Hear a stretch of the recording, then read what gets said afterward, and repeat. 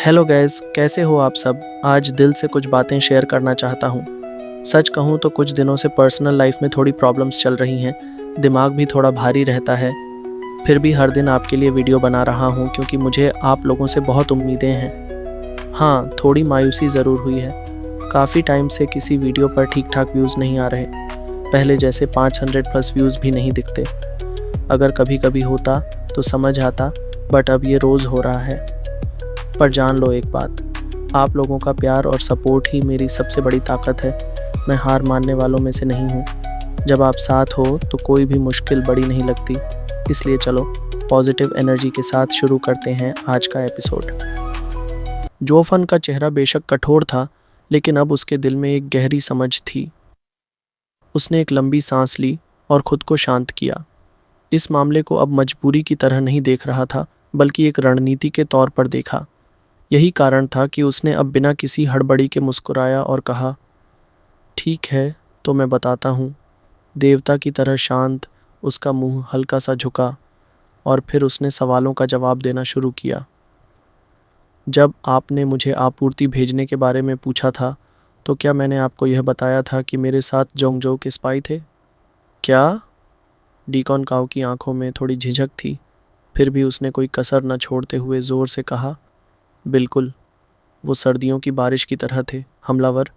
यही वजह थी कि हम आपका ट्रक नुकसान से बचाने में असमर्थ थे। लेकिन तभी जो फान ने हंसी में एक ठंडी आह निकाली। उसकी आवाज़ में गहरा दार्शनिक तत्व था। लेकिन ये बात आपने कभी नहीं बताई, है ना? तुमने मुझे कभी यह नहीं बताया कि तुमने मेरे कारवां के रास्ते में हमला किया और मेरी आपूर्ति को पूरी तरह से नष्ट कर दिया था। फिर क्या तुम्हें याद है, डीकॉन काओ, जब हम उस इलाके में पहुंचे थे तो हम केवल आधी आपूर्ति ही दे पाए थे। तुम्हें याद नहीं? जोफान की आवाज़ में चुपके से एक तंज था। तुम्हारी ये शरारत भी न समझी जा सकती है। धीरे धीरे डीकन चाओ की आंखों में संकोच दिखा। वह झुका और फिर खींचते हुए कहा, हाँ, लेकिन इसी बीच वॉकिंग क्लाउड ने तेज़ी से जवाब दिया, क्या तुम मुझे यह बताने जा रहे हो कि तुम्हें सर्दी की बारिश के हंगामे में कुछ भी याद नहीं है? जोफान ने जवाब दिया, बिल्कुल। ये सब तुमने कुछ छिपाया था। तुमने इसे एक सच्चाई के रूप में पेश किया था। ये सारी बातें तुम्हारे लिए उस समय तक अनजान थीं, जब तक हमने उसे पूरी तरह से संबोधित नहीं किया। क्या तुम समझते हो? जोफान ने फिर एक सीधा सवाल पूछा। क्या तुम्हारा कहना है कि तुम पूरी तरह से इधर उधर भागते हो और इस बार हमें अपना रास्ता बदलने को कहा? धीरे धीरे डीकन चाओ का चेहरा और भी ज़्यादा धुंधला हो गया था। उसकी आत्मविश्वास की दीवार को जैसे कोई तोड़ चुका था। उस जगह के आसपास कुछ भी समझने के लिए कोई हल्की लहर नहीं थी। जैसे ही उसने अपनी आंखें उठाईं, उसका चेहरा कुछ रंग बदल चुका था। वह बुरी तरह फंस चुका था और कहीं जाने का रास्ता नहीं पा रहा था। जोफान की आंखों में एक ठंडी चमक थी और फिर वह चुपचाप अपनी बातचीत जारी रखता है। क्या तुम सच में उस वक़्त की बातों को स्वीकार करने जा रहे हो? ये शरारतें तुम्हारे लिए सच्ची जीत नहीं हैं, डीकॉन काओ। अब बात सिर्फ इतनी है कि तुम्हारे संगठन को अब इसकी पूरी कीमत चुकानी पड़ेगी। वह दिन कभी नहीं आएगा जब हम तुम्हारी इन गलतियों को भूल सकें। लेकिन इस बार जोफान ने जानबूझकर एक महत्वपूर्ण कदम को छोड़ दिया और हल्के से कहा, बाद में डीकॉन काओ ने हमें आपूर्ति पूरी करने में थोड़ी देर करने की अनुमति दी और हम निकल गए। फिर हम सुने कि पीछे बहुत शोर हो रहा था, आसमान फट रहा था और युद्ध, हत्या, खून खराबे की आवाज़ें आ रही थीं। हम डर गए थे और तुरंत भाग खड़े हुए। अरे रुकिए, यह तो कुछ और ही था। कैसा कुछ और? तुमने आपूर्ति पूरी नहीं की, फिर भी मुझे कैसे जाने दिया? तुमने कहा था कि कोई तुम्हारे पीछे आ रहा है।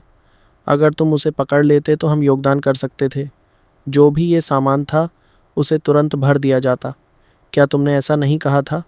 डीकॉन काओ ने जल्दी से सवाल किया।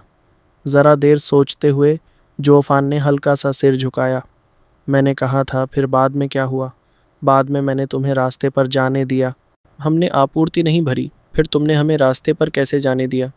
बकवास मत करो। आपूर्ति भरना ज़रूरी था या स्पाई पकड़ना ज़रूरी था? मैंने तुम्हें रास्ते पर जाने दिया, मतलब तुम्हें बाहर ले जाकर उसे पकड़वा सकता था। क्या तुमने उसे पकड़ा? श्रेय तो आधा आधा बांटा जाना चाहिए। क्या बकवास है। एक 9 तलवारों का राजा को लाओ और उसे आधा श्रेय दो, आधा तुम्हारे कारागार में। एर इस तरह डीकॉन काव एक बार फिर थूकते हुए रुका और अचानक ठहर गया। जो फान के मुंह पर तीखा सा मुस्कान आया। उसने कहा, सुनो, हम तो बहलाने के लिए थे, वे उसे पकड़ने गए थे। हम मूलतः एक ही समूह थे, तो हम कैसे जोंगजो के स्पाई बन गए? हाँ सही तो है। एक बाइट थी दुश्मनों को लुभाने के लिए और एक एम्बुश था पकड़ने के लिए। ये तो हुआ ना एक प्रॉपर कोऑपरेशन। फिर हम जोंगजो के जासूस कैसे हो गए, बूसेक्ट मास्टर? ये सब सुनकर लिंग युनतियन जोर से हंस पड़ा और वॉकिंग क्लाउड की तरफ देखा। उसकी आंखों में मजाक साफ झलक रहा था। इस हिसाब से तो चेंजिया का कैरावैन तुम लोगों का अपना ही हायांग सेक्ट का जासूस लगता है ना? हाँ हाँ हाँ। वॉकिंग क्लाउड का चेहरा एकदम सख्त हो गया। उसने ठंडी नज़रों से डीकन चाओ को देखा और गहरी आवाज़ में कहा, सही कह रहे हैं डीकन चाओ। उस वक़्त इस संप्रदाय ने तुम्हें सज़ा दी थी लापरवाही के लिए। अब तुम खुद कह रहे हो कि वो लोग जोंगजो के जासूस थे। फिर तुमने उनके साथ मिलकर 9 सोर्ड किंग्स को क्यों पकड़ने दिया? अब तो सीधे हमारे हायांग सेक्ट पे आफत ले आए। मास्टर चीचिबू, वो 9 सोर्ड किंग को पकड़वाने वाला सारा मामला डीकन चाओ का था। हमारा तो कोई लेना देना ही नहीं। कृपया हमें मत गिनिए। जो फान ने तुरंत झुककर विनम्रता से कहा, मगर अपनी जान बड़ी चतुराई से बचा ली। लेकिन डीकन चाओ का चेहरा तमतमा उठा। वो गुस्से से जो फैन की तरफ घूमा और चिल्लाया, साले छेन, ये सब तेरी ही बातों में आकर किया मैंने, नहीं तो मैं क्यों ये आफत मोल लेता। डीकन चाओ, दवा गलत खा सकते हो पर बकवास नहीं कर सकते, जो फान ने व्यंग्य से मुस्कुराते हुए कहा। अगर हमने कहा कि हमारे काफिले का पीछा हो रहा है और हमारे पास एक ट्रक बर्बाद हो चुका है, तो बताना तो हमारी जिम्मेदारी थी। आप लोगों का काम था एक्शन लेना। हमने रिपोर्ट किया, आगे तुम्हारी मर्जी। फिर जो फान ने लिंग युनतियन की तरफ देखा और बोला, सेक्ट मास्टर लिंग, क्या मैंने कुछ गलत कहा? अगर ये रिपोर्ट करना भी टेम्पटेशन है, तो फिर कौन कल्टीवेटर हिम्मत करेगा दुश्मन की खबर देने की? फिर तो बेइज्जों की रक्षा ही नहीं हो सकती। लिंग युनतियान ने सिर हिलाया। बिल्कुल सही कहा तुमने। देश और धरती की रक्षा करना इनका कर्तव्य है, और जब नुकसान भी हो गया तो रिपोर्ट करना तो और ज़रूरी हो जाता है। जो फान ने झुक कर कहा, सेक्ट मास्टर लिंग दूरदर्शी हैं। फिर डीकन चाओ की तरफ मुड़ते हुए बोला, वैसे भी सुना था हायांग सेक्ट हमेशा से डरपोक रहा है, किसी से भिड़ना नहीं चाहता। तभी तो मैं रिपोर्ट कर बैठा कि शायद हरकत में आ जाएं, वरना तुम तो हमें हर बात के लिए रोक रहे थे। बिना रिपोर्ट किए तो तुमने हमें जाने भी नहीं देना था। अब डीकन चाओ की बोलती बंद।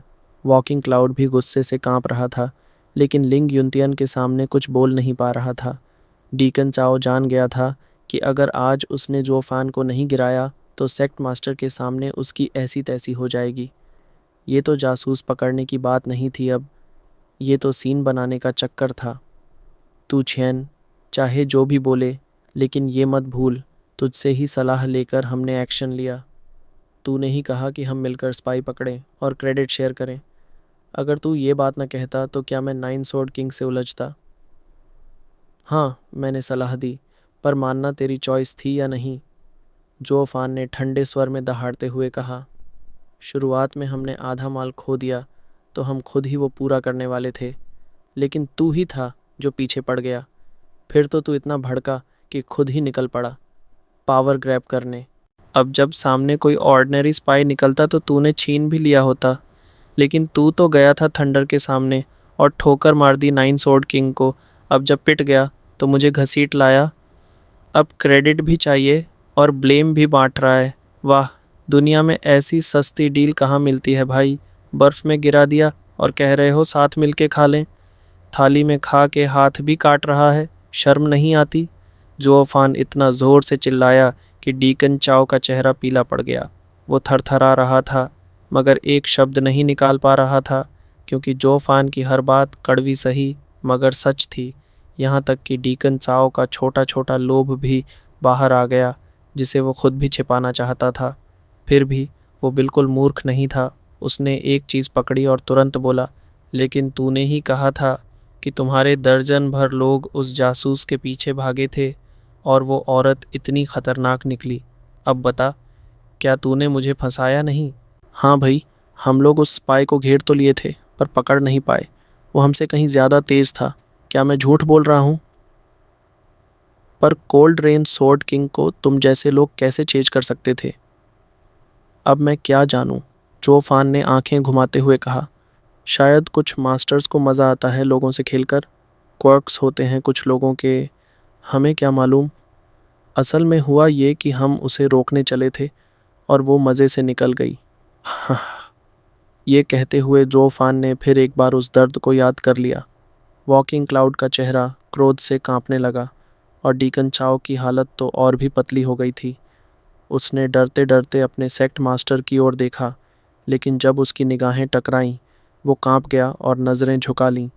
ये देख दाई छियंचू ज़ोर से हंस पड़ा और झुककर बोला, सेक्ट मास्टर, बू सेक्ट मास्टर, लगता है अब मामला पूरा साफ हो गया है।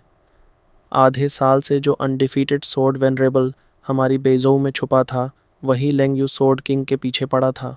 वो बंदा लो की चल रहा था, लेकिन मजबूरी में लेंगयू को कुछ करना पड़ा और उसने हमला किया। अब वो बेचारे मर्चेंट एस्कॉर्ट्स सिर्फ उसका एक कपड़ा पकड़ने की कोशिश कर रहे थे। ये तो साफ था कि वो नाकाम होंगे और वो आराम से निकल गई। लेकिन असली गड़बड़ तब हुई जब हाइमिंग सेक्ट के लोग उसके सामने आ गए और उसे चारों ओर से घेर लिया। अब वो तो बचना चाहती थी पर एस्केप मुश्किल था, तो मजबूरी में वो भिड़ गई और यहीं से आफत शुरू हो गई। बली युतियन जैसे लोग जब नॉर्थ में आए और फिर अचानक नज़र आने लगे तो साफ था कोई गेम चल रहा है। अगर वो जल्दी में ना होते तो शायद ये कैटास्ट्रोफी होती ही नहीं। लिंग युतियन ने धीरे से सिर हिलाया। बिल्कुल, बली युतियन जैसे लोग जब बेजू में घुसे तो ऐसा क्यास होना तो अजीब ही है। इस बार हलयंग सेक्ट का ऐसे तबाह होना कुछ ज़्यादा ही अननेचुरल लग रहा है। फिर वो डीकन चाओ की ओर मुड़े और मुस्कुराकर बोले, वैसे डीकन चाओ, आपने कितनी बार कोल्ड रेन स्वॉर्ड किंग को घेरने की कोशिश की?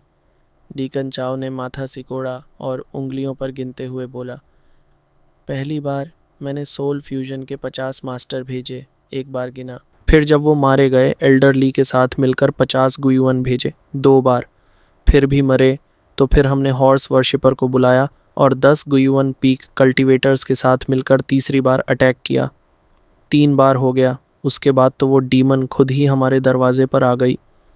चारों तरफ लोग सुनकर अवाकर रह गए। 5! अचानक एक जोरदार थप्पड़ की आवाज़ गूंजी। डीकन चाओ हवा में उड़ा और सीधे 10 मीटर दूर जाकर गिरा। उसके गाल सूज चुके थे और मुंह से खून की पतली धार बह रही थी। उसने जैसे ही सिर उठाया 2 सफ़ेद दांत उसके मुंह से बाहर गिर पड़े। जब उसने देखा तो वॉकिंग क्लाउड की कांपती हुई, गुस्से से जलती नज़रें उस पर टिकी थीं। हरामखोर, 3 बार हमला किया किसी पर, वो भी बिना सोचे। अबे वो डीमन थी, बार बार छेड़ोगे तो भगवान भी गुस्से में आ जाएगा। वॉकिंग क्लाउड की आवाज़ कांप रही थी गुस्से से। तुम सब लोग क्या हो, कल्टीवेटर्स हो या सुअर के बच्चे? 50-50 मर गए, फिर भी सीख नहीं ली, दिमाग नहीं था। जाकर हालात देख लेते पहले। ये कोई बहादुरी नहीं थी, ये थी स्टूपिडिटी। लोग आए, सेक्ट तोड़ दिया, और तुम हो कि ब्लेम दूसरों पर डाल रहे हो। हयांग सेक्ट को बर्बाद तुमने किया। वो चीखते हुए सर पकड़कर बैठ गया, चेहरा दुख में डूबा। लिंग युनतियन ये देखकर हंस पड़ा और हाथ हिलाकर बोला, बू सेक्ट मास्टर, शांत हो जाइए। बात गलतफहमी की थी जो अब साफ हो चुकी है। मैं सोच रहा था बैल युतियन चुप क्यों था, फिर अचानक हमला करके फिर गायब हो गया। अब समझ आया, वो कोई इमॉर्टल काम नहीं करना चाहता था। हा, मेरी भी गलती थी, माफ़ कीजिए। वॉकिंग क्लाउड ने साइड में मुंह फेर लिया, आंखें भीगी थीं, लेकिन कुछ बोला नहीं। लिंग युनटियन ने अब जोफान की ओर देखा और झुककर हाथ जोड़े। चेनगुएनशी, पहले कुछ मिसअंडरस्टैंडिंग्स हुए, पर अब सब साफ हो चुका है। अगर कोई तकरार हुई हो तो कृपया माफ़ कीजिए, और आशा है चेन फैमिली बेजू के लिए अपना योगदान जारी रखेगी। जोफान ने तुरंत कहा, अरे नहीं, हाइमिंग सेक्ट ने बहुत न्याय किया, मैं आभारी हूँ। अगर कहीं मैं जल्दबाजी में कुछ बोल गया हो तो क्षमा चाहता हूँ। लिंग युनतियन ने हंसते हुए हाथ मिलाया, हे, कोई बात नहीं। चेन गुएनशी जैसे लोग तो 5 स्टेट्स में मुश्किल से मिलते हैं, सच बोलने वाले और दिल के सच्चे। जो फान ने फिर एक बार झुककर अभिवादन किया। अगर अब सब साफ हो चुका है तो क्या मैं जा सकता हूँ? Please take care Chen Guanshi. Ling Yuntian ने मुस्कुराते हुए अपनी आस्तीन लहराई। जो फान ने अंतिम बार मुट्ठी बांधी और फिर धीरे धीरे वहाँ से निकल गया। वॉकिंग क्लाउड ने लिंग युनतियन की ओर देखा। दोनों के चेहरों पर एक सी शर्मिंदगी थी। वॉकिंग क्लाउड ने बिना कुछ कहे डीकन चाओ की लाश को एक हाथ से उठाया और बुझे मन से वहाँ से चला गया। सभी लोग चले गए तो दाई चियांचू फिर लिंग युनतियन के पास आया और हंसते हुए बोला, क्या तमाशा था ना, एकदम फिल्मी, हा हा हा। लिंग युनतियन का चेहरा अब बिल्कुल गंभीर था। उसने महल के बाहर गहरी नज़र से देखा और भारी सांस लेते हुए बोला, तमाशा था या कुछ और कहना आसान नहीं है। दई चियांचू चौंक गया। क्या मतलब सेक्ट मास्टर? अभी तो सब कुछ साफ साफ सामने था, वो स्पाई वाली बात तो निकली ही झूठ। लिंग युनतियन ने धीरे से सिर हिलाया। हाँ, इतना साफ कि दिल में बेचैनी हो रही है। उसकी आंखों में एक चमक सी दौड़ी और वो धीमे मगर गहरी आवाज़ में बोला, तुम बताओ, एक आम कॉन्फ्रंटेशन में ऐसा कौन बोलता है कि ब्लैक एंड वाइट इतना साफ हो? एक तरफ है हयांग सेक्ट का मास्टर और दूसरी तरफ एक छोटे से चेन फैमिली का गुमनाम मैनेजर। जगह 10,000 मील दूर का कोई कोना। अब सोचो, क्या ये पॉसिबल है कि वो मैनेजर इतना काल्म रहे, सब पलट दे और फिर बेगुनाह भी साबित हो जाए? द चियंचू की भौहें सिकुड़ गईं। वो भी अब थोड़ा घबरा गया था। तो मतलब सेक्ट मास्टर का कहना है? लिंग युनतियन की नज़रें रुई हो गईं और वो फुसफुसाते हुए बोला, वो चेन गुआनशी साधारण आदमी नहीं है। इधर महल से बाहर जोफान, जो अब तक बेफिक्री से वापस जा रहा था, अचानक रुक गया। उसका चेहरा सख्त हो गया। धीरे से बुदबुदाया, उफ़, अभी तक मैं तो सिर्फ अपनी बेगुनाही साबित करने में लगा था, लेकिन ज़रा ज़्यादा तेज़ी दिखा दी। अब ये लोग सोच रहे होंगे, क्या कोई मामूली बिजनेस मैनेजर इतना तेज़ होता है? उफ़, गलती हो गई यार। वो ज़ोर से दांत भींच कर बोला, हद हो गई। इन दोनों को तो कुत्ते की तरह घसीट लिया और अब मेरा ही शक बढ़ गया। भाड़ में गया ये अंडरकवर गेम। अब से थोड़ा लो की रहना पड़ेगा। एक मामूली बिजनेस मैनेजर होकर मैं सूजरैन से बहस कर रहा था। ये कहाँ की अक्लमंदी है? जोफान मन ही मन पछता रहा था। उसके कदम आगे बढ़ रहे थे लेकिन दिमाग पीछे भटक रहा था। मैंने लिंग युनतियन की नज़रों में पहले ही एक अच्छा इंप्रेशन बना लिया था। अगर मैं थोड़ा सॉफ्ट रहता, पीछे हटता, तो शायद वही मेरी तरफ से कुछ बोल देता। लेकिन नहीं, मैं तो जीतने के चक्कर में इतना कठोर हो गया। ये जीत ही मेरी सबसे बड़ी हार बन सकती है। पता नहीं लिंग युनतियन को शक हुआ या नहीं, पर एक छोटी सी मैनेजर इतनी चालाक और तेज़ नहीं दिखनी चाहिए थी। वो रास्ते में कई बार रुकता, सोचता, फिर चलता। चेहरे पर परेशानी साफ झलक रही थी। हाय, इस बार रिस्पॉन्स थोड़े ज़्यादा कैलकुलेटिव हो गए। नेग्लिजेंस कर गया मैं। गू, मिस्टर गू। अचानक एक कांपती, जानी पहचानी सी आवाज़ उसके कानों में गूंजी। वो ठिठक गया, जैसे किसी ने समय रोक दिया हो। भौहें एकदम से तनी, चेहरा सख्त हुआ। अब ये कौन? हर जगह कोई न कोई जानने वाला मिल जाता है। धीरे धीरे उसने गर्दन मोड़ी और जैसे ही निगाहें सामने गईं, उसकी आंखों में चमक आ गई। शंगवन चिंगयान। एकदम से उसका दिमाग घूम गया। ये यहाँ कैसे? दोंगजो की लड़की बेजो में, वो भी अकेली? उसे तो जोंगजो से सोड लेकर लौट जाना चाहिए था, फिर यहाँ क्या कर रही है? फिर उसे याद आया 4 स्टेट अलायंस और दोंगजो की हेड फैमिली शंगवान। ओह, बेजो की मदद के लिए आई होगी। लेकिन ये मुलाकात तो बहुत ऑकवर्ड है, क्योंकि शंगवान परिवार उसके असली नाम और पहचान से वाकिफ़ था। अब वो खुद को बेजो के चैन परिवार का एक मैनेजर बता रहा था। अब पहचान गई तो गड़बड़ हो सकती है। शंगवान चिंगयान की आंखों में पहचान की चमक थी और वो एक्साइटमेंट से बोली, मिस्टर गू, सच में आप ही हो। मुझे तो बस आपकी पीठ देखकर थोड़ा शक हुआ था, पर अब यकीन हो गया। वाओ! उसके बोलने से पहले ही जोफान एक बिजली की तरह आगे बढ़ा और झट से उसका मुंह अपने हाथ से ढक लिया। शंगुआन चिंगयन तो एकदम चौंक गई, लेकिन डरने की बजाय वो तो हंस दी। उसकी आंखों में मिस्टी अफेक्शन की चमक थी, जैसे ये रियूनियन उसका सपना हो। ये एक सुनसान पहाड़ी रास्ता था, कहीं कोई आता जाता नजर नहीं आ रहा था। जोफान ने चारों तरफ देखा और फिर उसे एक झाड़ी की आड़ में ले गया। एक घना छोटा सा जंगल। अब दोनों आमने सामने थे। वो उसकी हंसती आंखों को देखकर जरा सा चिढ़ा, अपना हाथ हटाया और फुसफुसाकर बोला, तुम फिर मिल गईं, ये कैसे मुमकिन है? शंगवान ने हल्का सा सिर झुकाया, गालों पर हल्की लाली थी। वो धीरे से मुस्कराई। हाँ, मुझे भी यकीन नहीं हो रहा कि फिर से मिल रहे हैं। What a coincidence. जोफान ने गहरी सांस ली, उसकी आंखों में झांका और जल्दी से कहा, शंगवान गर्ल, तुमसे फिर मिलकर अच्छा लगा, सच में। शंगवान चिंग्यान की मुस्कान अब और गहरी थी। वो धीरे से बोली, रियली? तुम भी ऐसा सोचते हो? मैं भी। उसकी आंखें अब क्रेसेंट मून जैसी चमक रही थीं। एक पल के लिए लग रहा था मानो सारा बेजू रुक गया हो। जारी। जोफान ने जल्दी जल्दी हाथ हिलाए, जैसे किसी इमोशन को दूर करना चाहता हो। फिर खुद को संभालते हुए शांत स्वर में बोला, पर अभी वक्त बातें करने का नहीं है। मेरे पास बहुत ज़रूरी काम है, मुझे जाना होगा। शंगवन चिंगयन का चेहरा एक पल को उदास हो गया। इतनी जल्दी? अभी तो मिले हैं। जोफान ने हल्की सी कड़वी मुस्कान दी। हाँ, पर सिचुएशन काफ़ी अर्जेंट है, हाँ हाँ। फिर उसका चेहरा गंभीर हो गया। और सुनो, अब मैं गुइफान नहीं हूँ। तुमने मुझे कभी नहीं देखा। किसी से मेरे बारे में बात मत करना, वरना मेरी जान जा सकती है, समझी? शंगुआन चिंगयान ने गहरी नज़रों से उसकी ओर देखा। उसकी एक पलक हल्के से फड़की, फिर अचानक वो मुस्कुराई। ओह, तो अब तुम गुइफान नहीं हो? या फिर गुइफान सिर्फ एक नाम था? तो असली नाम क्या है तुम्हारा? पहले ये बताओ, नहीं तो मैं पिताजी से कह दूंगी कि गुइफान, जिसे वो दिन रात याद करते हैं, बेजहू आ चुका है और यहीं छुपा हुआ है। जोफान की भौहें ज़ोर से फड़क उठीं। तेरे पिताजी मुझे दिन रात याद करते हैं, उन्हें क्या करना है मुझसे? वो एक पल को समझ नहीं पाया।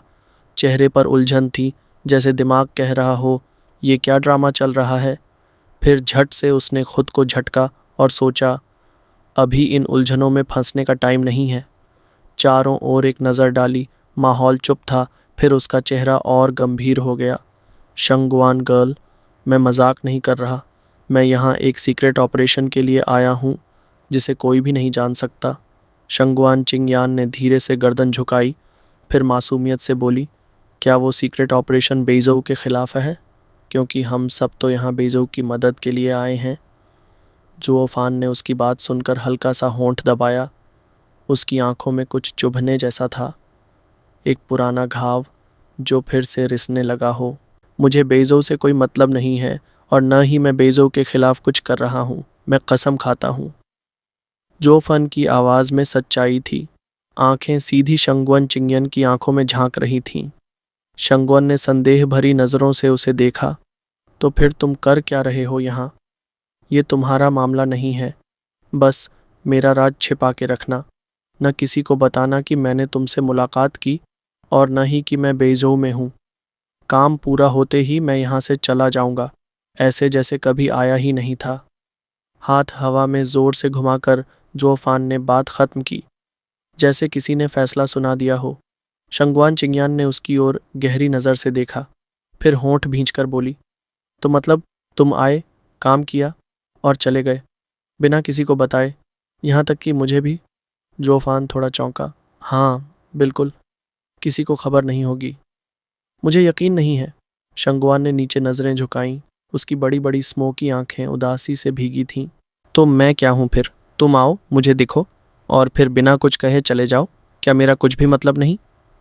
जोफान का चेहरा एक पल को फ्रीज हो गया। दिल के अंदर जैसे कुछ चुभ गया हो।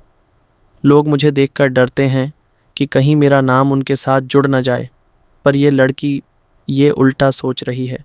इसे डर नहीं, परवाह है। ये चाहता है कि मैं उसे बताकर जाऊं। वो लड़की जिसके लिए जोफान कभी शाओसंजी की कुर्बानी दे चुका था, उसे कैसे कोई मामूली किरदार कह सकता है? जोफान ने गहरी सांस ली और एक हल्की हंसी में कहा, ठीक है, अगर ये तुम्हारे लिए मायने रखता है तो मैं जाने से पहले तुमसे ज़रूर मिलूँगा। शंगवान की आंखें चमक उठीं। वो फौरन बोली, सच? यानी सिर्फ मैं जानती हूँ कि तुम आए और सिर्फ मैं जानूंगी कि तुम गए और तुम अपनी बातें भी मुझसे ही कहोगे? जोफान ने सिर थोड़ा तिरछा किया। सुनने में थोड़ा अजीब लग रहा है ये, जैसे मैं कोई रोमांटिक लाइन बोल रहा हूँ। सिर्फ तुम ही जानो, बाकी दुनिया नहीं। हाँ हाँ, जो भी हो। शंगवान चिंग्यन हंस दी और झट से जोफान के सीने से लग गई। उसका चेहरा धूप सी मुस्कुराहट में खिल गया। तुम मुझ पर सबसे ज़्यादा भरोसा करते हो, है ना? जोफान की आंखें थोड़ी नरम हुईं। हाँ, शायद कर भी रहा हूँ। और क्या करूँ, पकड़ा भी तो तुमसे ही गया था। मन में एक और ख्याल आया। अगर ये किसी मामूली लड़की की जगह कोई और होती तो उसे चुप कराने का सबसे सीधा तरीका मौत होता। पर ये, इसकी जान तो शाओसंजी से जुड़ी है। इसका कुछ भी बिगाड़ा तो खुद से गद्दारी होगी। तो ठीक है, जोफान ने फैसला लिया। इससे बात छुपा कर नहीं बल्कि भरोसा बनाकर काम निकालना ही सही रहेगा। अब बस जल्दी सब निपटाना होगा, इससे पहले कि कुछ और बिगड़े। वो उसकी बाहों से खुद को छुड़ाता हुआ बोला, शंगवान गर्ल, अब से हम एक दूसरे को नहीं जानते। चलो, मैं निकलता हूँ। Take care. उसने तेज़ी से मुड़कर कदम बढ़ाए, लेकिन 2 ही कदम चले होंगे कि पीछे से एक आवाज़ गूंजी, कुई इफ़ान, रुक जाओ। खच।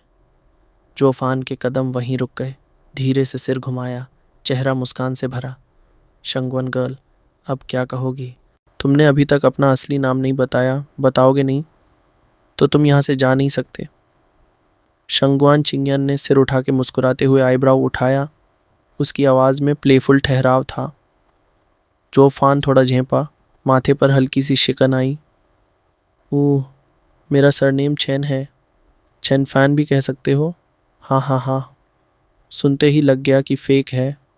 शंगवान ने मुंह फुला लिया, आंखें तिरछी कर दी। जोफान ने दोनों हाथ ऊपर किए, जैसे हार मान ली हो। अरे, मैं कुछ भी बोलूं तुम्हें लगेगा कि झूठ है, तो फिर क्यों बताऊं? रहने दो, मत बताओ। शंगवान चिंगियन ने नाराज़गी में मुंह मोड़ लिया, लेकिन उसके चेहरे पर गुस्सा कम और कुछ और ज़्यादा था, शायद चिंता या एक अनकही जिज्ञासा। कुछ पल बाद उसने धीमे से फिर पूछा, पर हाँ, एक बात पूछनी थी। पूछो, जब तक यकीन करोगी जवाब भी मिलेगा। जोफान ने थोड़ा मुस्कुराकर कहा। शंगवान की आवाज़ धीमी हो गई। वो लिटिल थ्री अब कैसा है? जोफान का चेहरा गहराने लगा। उसकी आंखें एक पल के लिए पुराने जख्मों में उतर गईं। धीरे से सांस लेकर वो बोला, जिंदगी की चिंता नहीं है, लेकिन अभी तक बेहोश है। मैं यहाँ आया ही इसलिए हूँ, उसे बचाने। क्या तुम हेमिंग सेक्ट में इसलिए घुसे हो? शंगवन चिंगयान चौंकी। सर, तुम ये सब उसी के लिए कर रहे हो? हाँ, और इस बार कोई चूक नहीं हो सकती। इस मिशन में बस एक ही ऑप्शन है, सक्सेस। शंगवन चिंगयन की आंखों में सीरियसनेस उतर आई। उसने धीरे से सिर हिलाया। तो फिर चिंता मत करो, तुम्हारा राज मेरे होंठों से बाहर नहीं जाएगा, ना तुम्हारी वजह से और ना ही लिटिल थ्री के लिए। जोफान की मुस्कान अब ज़्यादा सच्ची थी। उसने सिर झुकाकर कहा, मुझे पता था तुम्हें कह सकता हूँ। लिटिल थ्री के लिए तुम सब कुछ कर सकती हो। तो ठीक है, मैं चलती हूँ, कुछ तैयारियाँ करनी है। शांगवान ने अपना पल्लू संभाला और मुड़ने लगी। ठीक है, फिर मिलते हैं, बाय। इस बार शंगवन चिंग्यान ने कोई जिद नहीं की, ना कोई सवाल, ना कोई रोक। बस उसकी आंखों में उम्मीद थी, उम्मीद कि जोफान अपने मकसद में कामयाब होगा। जोफान ने उसकी ओर देखा, हल्के से सिर झुकाया और फिर एक तेज छलांग में बादलों में गुम हो गया।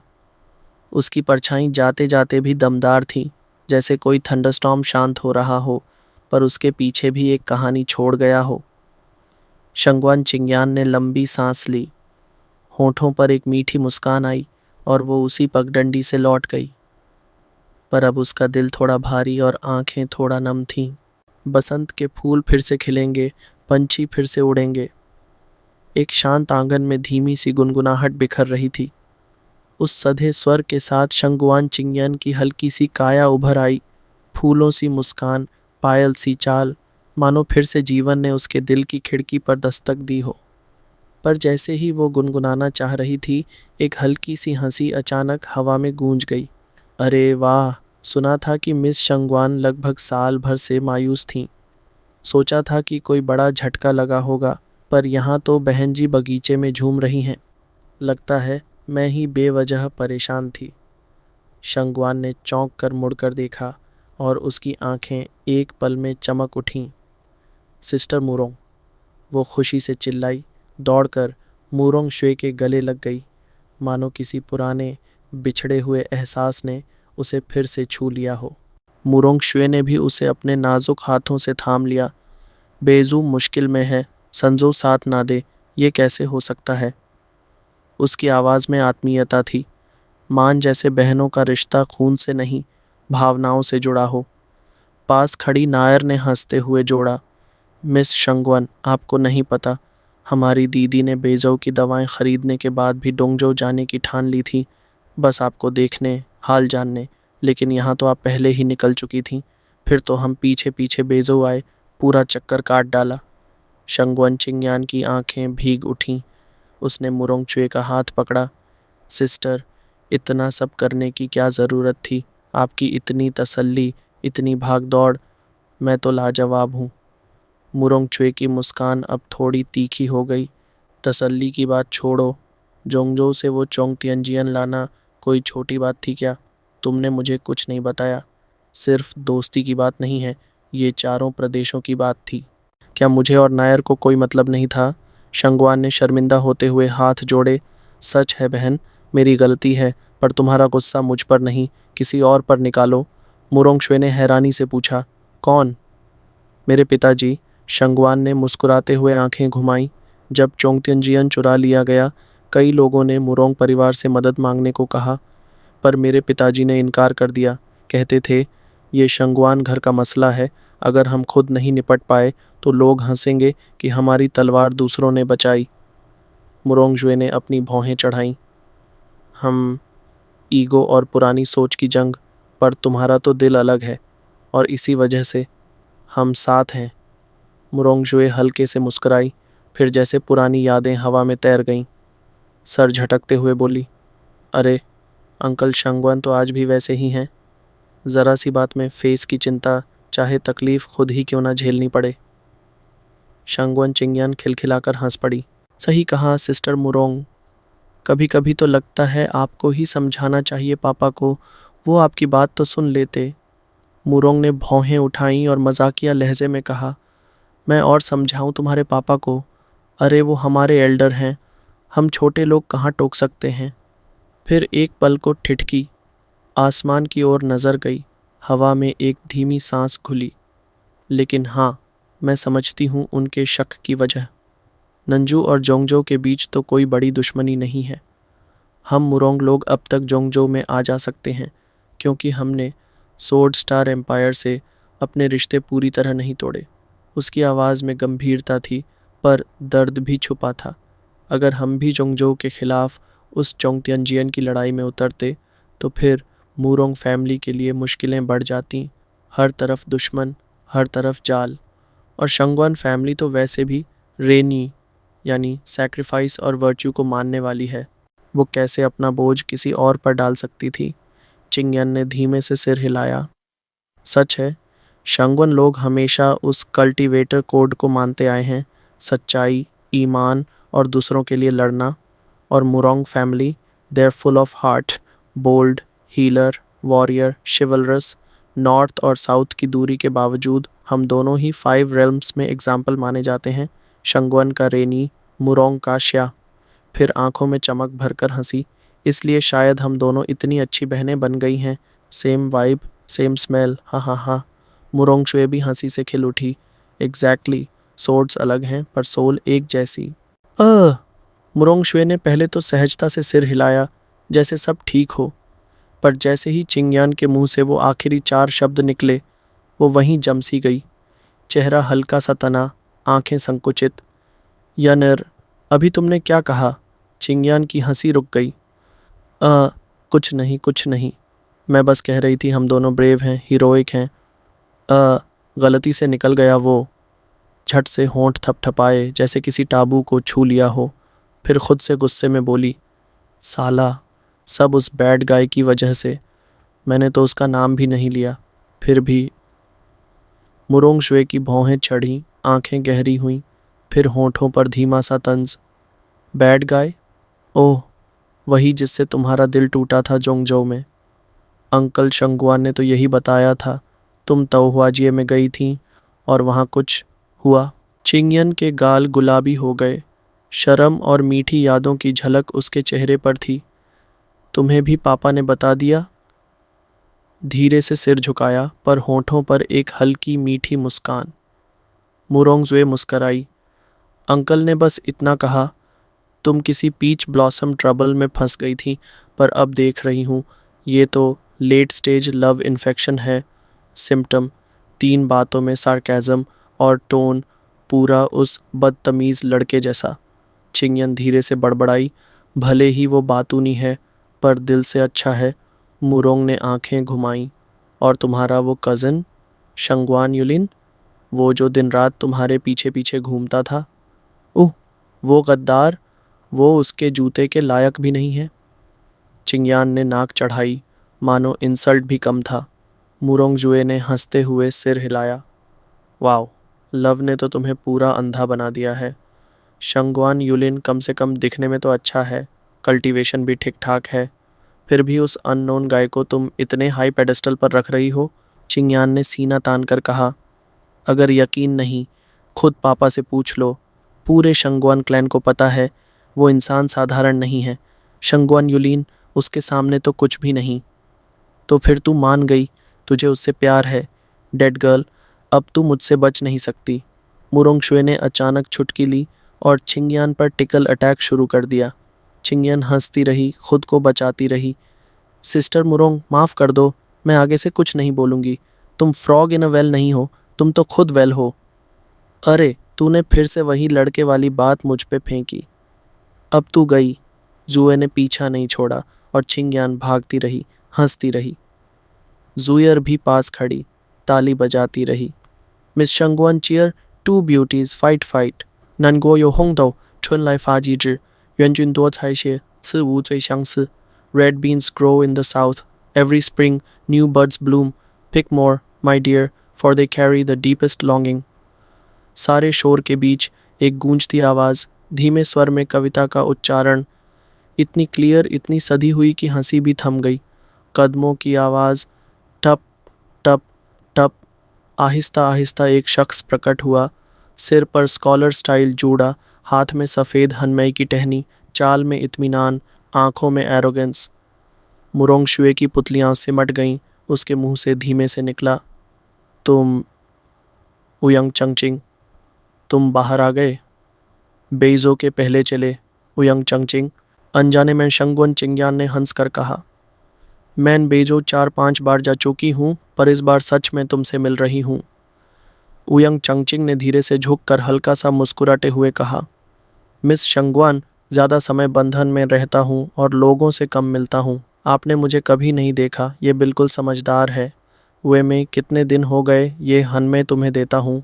इसके बाद उयंग चंगचिंग ने मुरोंगशुए के पास आकर फिर से झुककर अपने हाथ में पकड़ी हुई प्लम ब्लॉसम को इज्जत से दिया, अपने चेहरे पर हल्की सी मुस्कान के साथ। मुरोंगशुए ने धीरे से उसकी तरफ देखा, लेकिन उसने फूल नहीं लिया, बस मुस्कुराते हुए कहा, अभी ज़ुएमेई बुला रहे हो, थोड़ा जल्दी है। क्यों जल्दी है, बस ठीक वक्त है। उयंग चंगचिंग ने मुस्कुराते हुए जवाब दिया, आज मेरे पिताजी अपनी चोटों से ठीक हो गए हैं और लिंग भाई भी हेमिंगजोंग के मेहमान हैं। मेरे भाई को बुलाने आया हूँ ताकि उनकी रिश्तेदारी जल्दी हो सके, दोनों की शादी जल्दी हो। हाँ हाँ हाँ।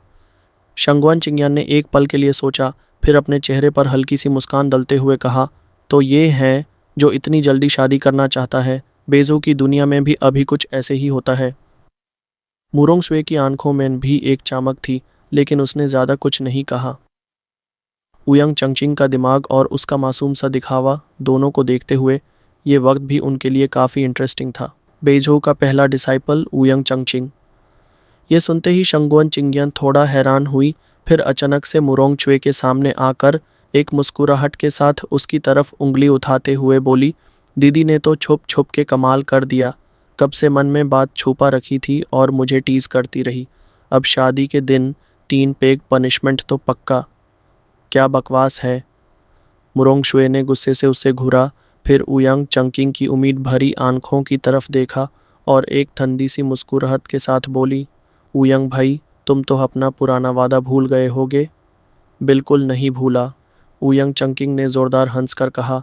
हाथ में हो आसमान, नाम हो पांचों रेल्म्स में गूंजता, एक व्यक्ति 10,000 लोगों से आगे।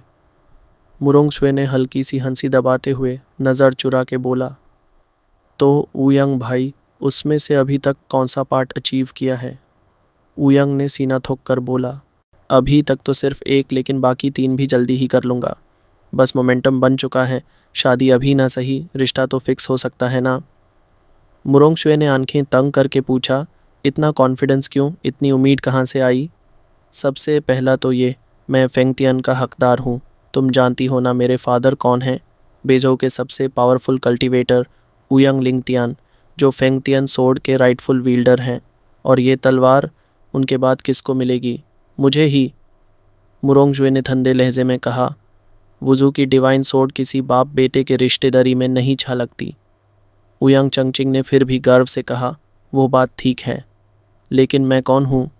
बेजू के डिसाइपल कंपटीशन का विजेता और अब बेजू का पहला डिसाइपल। आगे चलकर मैं अपने फादर की लेगेसी संभालूंगा, तो हेवन का चार्ज तो मेरा ही है। जुएमी, तुम इस बात से इनकार तो नहीं करोगी? मुरोंगशुए ने सिर्फ हल्की सी नज़र से देखा, कोई जवाब नहीं दिया, लेकिन मना भी नहीं। इसे हौसला मिलते ही उयांग ने और भी ज़्यादा गर्व से कहा, और रही बात मेगाट्रॉन बनने की, तो जब मैं बेजू का नंबर 1 मास्टर बन जाऊंगा तो ये टाइटल भी अपने आप आ जाएगा। और यह एक के नीचे रहना वाला पार्ट, उसका क्या? शंगवन चिंगयान ने तुरंत पूछा, आंखों में शौक और क्यूरियोसिटी दोनों। क्या तुम कह रहे हो तुम्हारे ऊपर सिर्फ एक ही व्यक्ति हो सकता है? अनडिफीटेड सोर्ड सॉवरेन बैली युतियन। उयांग चंगचिंग ने हाथ उठाकर जैसे हवा में किसी को मार दिया हो, उस तरह कहा, मिस शंगवान, आप मुझे कम समझ रही हैं। उयांग चंगचिंग के नीचे कोई मामूली नाम नहीं हो सकता। जब मैं अपना सोर्ड कल्टीवेट करूंगा तो बैली युतियन का अनडिफीटेड रिकॉर्ड भी मेरे सामने कुछ नहीं लगेगा। देखा, इसी वजह से मुझे ये पसंद नहीं। ज़्यादा एरोगेंट है, बिल्कुल प्रैक्टिकल नहीं। अभी तक उसने बैली युतियन का चेहरा भी नहीं देखा और कहता है उससे बेटर बनेगा। मुरोंगशुए ने धीरे से शंगवान चिंगयन के कान में कहा। शंगवान चिंगयन ने हाँ में हाँ मिलाते हुए मुस्कुराया, लेकिन फिर उसने फिर से उयांग से पूछा, तो अगर तुम किसी के नीचे हो तो वो व्यक्ति कौन है? तुम्हारे से ऊपर कौन हो सकता है? उयांग चंगचिंग ने गुस्से से मुंह उठाकर आसमान की तरफ देखते हुए गरज कर बोला, बैशन में सबसे पहले फीलियल पाइटी आता है। चाहे मैं आसमान को भी चुन लूँ, पर मैं पहले एक अच्छा बेटा हूँ, तो मेरे से ऊपर सिर्फ एक ही व्यक्ति हो सकते हैं, मेरे फादर उयांग लिंगतियन। और 10,000 पीपल का क्या? वो तो तब जब मैं बैली युतियन को हरा दूंगा, उस दिन मैं 10,000 से भी ऊपर हो जाऊंगा। हाँ हाँ हाँ। शंगवान चिंगयान ने उसकी ये बात सुनते ही हाथ जोड़ लिया और हंस कर कहा, आहा, अब समझी मैं। तुम्हारा वो 4 पार्ट का क्लेम सिर्फ एक बात पे बेस्ड है, तुम और तुम्हारे दर्द, बाकी सब तो फ्यूचर फैंटेसी है। उयांग चंगचिंग ने घबरा के कहा, फैंटेसी नहीं, वो सब होगा, बस वक्त की बात है। और कोर्टयार्ड में एक बार फिर हवा में थंडर जैसी गूंज थी, पर इस बार किसी तलवार के नहीं, बल्कि एक एरोगेंटली कॉन्फिडेंट दिल के सपनों की।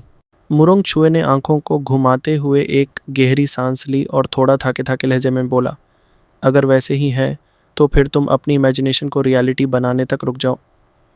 यानेर दीदी, चलो अंदर चलते हैं, इस बोर आदमी को छोड़ो। ये कहकर मुरोंगशुए ने अपने स्नो स्लीव्स झटके शंगवन चिंगयन का हाथ पकड़ा और उसे खींचते हुए अंदर ले गई। इसकी ब्रैगिंग सुनने से तो तुम्हारा वो गॉसिप ज़्यादा इंटरेस्टिंग लग रहा था। शंगवन चिंगयन ने बस हेल्पलेसली शोल्डर्स उछा दिए, फिर मुस्कुराते हुए उसके साथ अंदर चली गई। पीछे से उयांग चंगकिंग की आवाज़ गूंजी, जुए मई, मुझ पे विश्वास रखो, मैं ज़रूर करके दिखाऊंगा। Believe your sister. मुरोंगशुए के दिल ने तुरंत रिस्पॉन्स दिया, लेकिन मुंह से कुछ नहीं बोला। तभी एक ज़बरदस्त लाफ हवा में गूंजा और उसके साथ ही आसमान से एक सोनिक बूम जैसे साउंड के साथ एक परिचित सा फिगर सीधा उयांग चंकिंग के सामने आ गिरा और उसके कंधे थपथपाते हुए बोला, एवरग्रीन, तुझे देखे सालों हो गए, अब तू तो रियल मास्टर बन गया, 8-फोल्ड सोल फ्यूजन कल्टीवेटर। दूसरे 3 स्टेट्स में भी ऐसे डिसाइपल्स नहीं हैं। तेरा फ्यूचर तो ब्राइट है भाई। उयांग चंकिंग ने जैसे ही उस व्यक्ति को देखा, आंखें चमक उठी। मुरोंग भाई, बहुत टाइम हो गया। मुझ जैसे छोटे भाई के लिए तो ये शर्म की बात है। उसने तुरंत झुककर प्रणाम किया। क्रीक। तभी मुरोंगजुए ने यह आवाज़ सुनी और तुरंत पलट गई। उसने शंगवन चिंग्यान की तरफ देखा और धीरे से बोला, पता नहीं क्यों पर बड़े भाई को यह लड़का बहुत पसंद है, जैसे मेरी शादी इससे फिक्स करना चाहते हो। क्या कहा तुमने? कुछ नहीं, बस ये कह रही थी कि बड़े भाई फाइनली वापस आ गए हैं, शायद उन लोगों का कुछ पता चला होगा।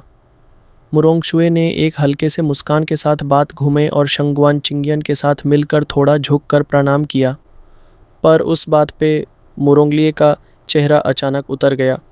उसने भारी सांस लेते हुए कहा, छोड़ो, उन लोगों का तो नाम निशान ही नहीं मिला। सिया युनजोंग ने आधा साल तक सब कुछ छन मारा, लेकिन कुछ भी हाथ नहीं लगा। ऐसा लगता है जैसे वो लोग रियल्म ही छोड़ के चले गए। इसी वजह से मैं वापस आया हूँ। हाव, ऐसे कौन लोग होते हैं जो लियंग सोड गॉड से भी बच जाएं? शंगवन चिंगियन का चेहरा क्यूरियस हो उठा। ऐसे लोग तो नाम ऑफ ऑल रेल्म्स में लिखे जाने चाहिए। उयांग चांकिंग भी थोड़ा टेंस हो गया। ब्रदर मुरोंग, आप तो शंघाई युनजोंग के कोर में हो। अगर वो लोग बेजू में होते तो कब के पकड़े जा चुके होते। आखिर वो लोग हैं कौन? नहीं, मुरोंगशुए ने तुरंत हाथ उठाया। अगर तुमने बेजू के 5 पुरखों को बुला लिया तो ये पूरी रीजन में केओस फैल जाएगा और ऐसे वक्त पे हमारे असली दुश्मन बैली युतियन उसका फ़ायदा उठाएगा। मुरोंगली ने हाँ में हाँ मिलाते हुए कहा, ज़ुएर सही कह रही है। सिर्फ 3 लोग हैं, उनके लिए हम बेजू में हंगामा नहीं कर सकते। हमारा रियल एनिमी तो सोर्ड सॉवरेन बैली युतियन ही है। ये सुन के उयांग चंगचिंग भी गहन सोच में पड़ गया। शंगवान चिंग्यान ने थोड़ा सोचकर बोला, तो इसका मतलब वो लोग जोंगजो के नहीं हैं, तो फिर कौन हैं? मुरोंगशुए ने बस एक गहरी सांस भरी और जैसे अपने आप से बोल रही हो, वो आदमी धोखे से भरा हुआ इंसान है। जब जोंगजो में था तो वहाँ हज़ारों लोगों की ज़िंदगी बर्बाद की, फिर अचानक से गायब हो गया, सब कुछ साफ कर दिया जैसे कभी था ही नहीं। और अब बेजू में एक ऐसे मास्टर के साथ आया है जो मेरे परिवार के बराबर का है। मुझे समझ नहीं आता ये किस चल में लगा हुआ है। शायद दुश्मन नहीं, लेकिन वो इंसान बहुत खतरनाक है। और कोर्टयार्ड की हवा उस वक्त बिल्कुल स्टैटिक थी, जैसे सब कुछ एक पल के लिए रुक गया हो। नाम तो नहीं लिया गया, पर उस इंसान का वजूद सारे दिलों में एक ठंडक और एक खौफ छोड़ गया। क्या? शंगुअन चिंग्यान की चीख निकाल गई। ब्रदर मुरोंग भी उसे नहीं संभल पाए। आखिर है कौन वो? उयंग चंगचिंग भी शॉक में उन दोनों की तरफ देखता रह गया। मुरोंग शुए और मुरोंगली एक दूसरे की तरफ देखे। फिर मुरोंग शुए ने धीरे से लेकिन भारी लहजे में कहा, पता नहीं वो असल में कौन है, लेकिन जोंगजो में उसने एक नाम छोड़ा था, गू इफान। व्हाट? शंगवान चिंगयन की आंखों की प्यूपल्स एकदम से सिकुड़ गई। मुंह खुला का खुला रह गया, जैसे चीखने वाली हो, लेकिन अगले ही पल अपने दांतों को कस के बैंड किया और उसका मुंह बैंड हो गया। उसका चेहरा बस पल भर में उदास और भरी हो गया। ये कैसे हो सकता है ब्रदर मुरोंग? सिस्टर शुए, तुम लोग उसी आदमी को ढूंढ रहे हो जिसे मैं जानती हूँ, जिसे मैंने प्रॉमिस किया था कि मैं उसका राज छुपा के रखूँगी। औरत के दिल में चक्रव्यूह चल रहा था, लेकिन ज़ुबान खामोश थी। और उससे पहले कि वो कुछ सोचती, तकदीर ने फिर से एक प्लॉट ट्विस्ट डाल दिया। उयंग चंकिंग ने कंफ्यूज्ड सी शक्ल बनाते हुए सर हिला दिया। यह नाम तो मैंने कभी सुना ही नहीं। गू यीफान बिल्कुल अननोन है। मुरोंग स्वे ने आंखें घुमाई और हंस पड़ी। और क्या, जो बुरे काम करता है वो असली नाम थोड़े ही यूज़ करता है? ये तो पक्का कोई प्सोडोनाइम है। उयंग चंगचिंग ने हेल्पलेसली कंधे उछाए। छोड़ो, जब नाम फेक हो, लोकेशन अननोन हो, तो मैं क्या ही पता लगाऊं? मैं तो अपना ही केस हैंडल करता हूँ। ब्रदर मुरोंग, चलो जे मेरे साथ। मुरोंग चुए ने आंखों में थोड़ी सी चांचलता के साथ पूछा, तुम क्या इन्वेस्टिगेट करने जा रहे हो? सेक्ट मास्टर लिंग तुम जैसे फ्रिवलस आदमी को इन्वेस्टिगेशन के लिए कैसे भेज देता है? कहीं कुछ उल्टा सीधा ना कर देना। उयंग चंगचिंग ने मुंह बनाते हुए कहा। सिस्टर जुए, अंडर एस्टिमेट मत करो। इस बार लॉर्ड जोंग ने खुद मुझे कमीशन किया है। बेइज़हू के 3 बड़े व्यापारी हाउसेज में से एक चेन फैमिली का एक कैरावान रिसेंटली एंटर हुआ है।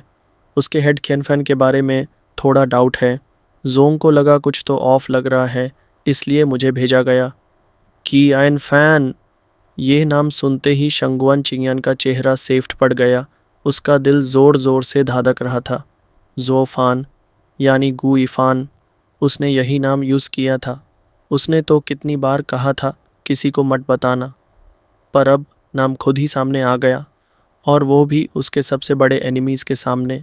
तुमने तो कहा था छुपाए रखना, पर अब तो तुम्हारा नाम भी लोगों के शुभंकर लिस्ट में आ गया है। उसका चेहरा उदास हो गया, आंखें मोइस्ट, और दिल में बस एक शिकायत। यह आदमी जिसे 1000 चाकू लगने चाहिए, हमेशा लोगों के दिल में तूफान क्यों छोड़ जाता है। इस वक्त कोर्टयार्ड में कोई भी आवाज़ नहीं थी, बस एक बेचैनी, एक खौफ और एक उनसेड राज जो उन सब के बीच में घूम रहा था।